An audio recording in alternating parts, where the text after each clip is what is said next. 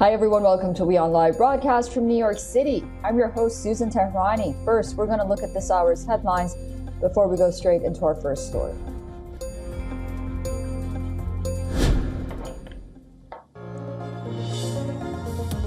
In another daring attack, Ukraine targets Crimean bridge, which links the annexed peninsula to Russia and has been widely targeted since Russia invaded Ukraine back in 2022.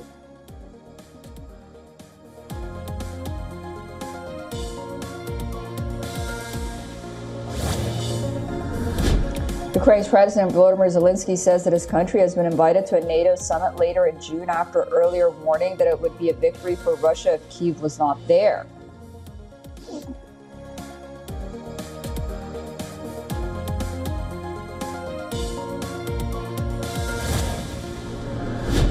Exit polls show that center-left candidate Lee Jae-myung is projected to win South Korea's presidential election by a landslide after months of political chaos, with turnout the highest in nearly 3 decades.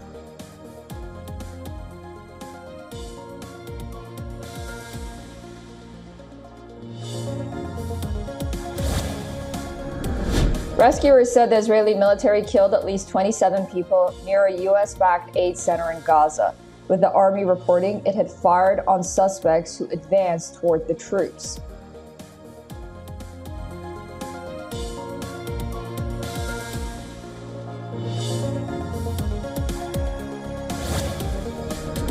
The United Nations says that more than 4 million people have fled Sudan since the start of the conflict in 2023, calling the figure a devastating milestone.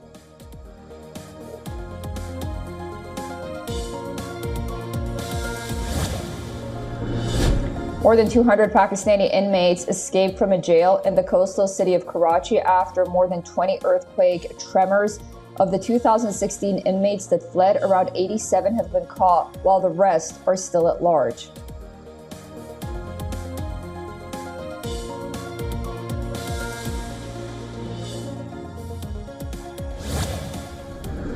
The OECD slashes its annual global growth forecast, warns that trade tensions and uncertainty will stifle the world economy.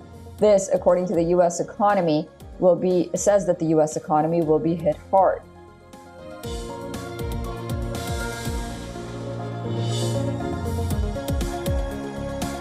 A massive cloud of dust from the Sahara Desert blanketed most of the Caribbean in the biggest event of its kind this year as it heads toward the United States.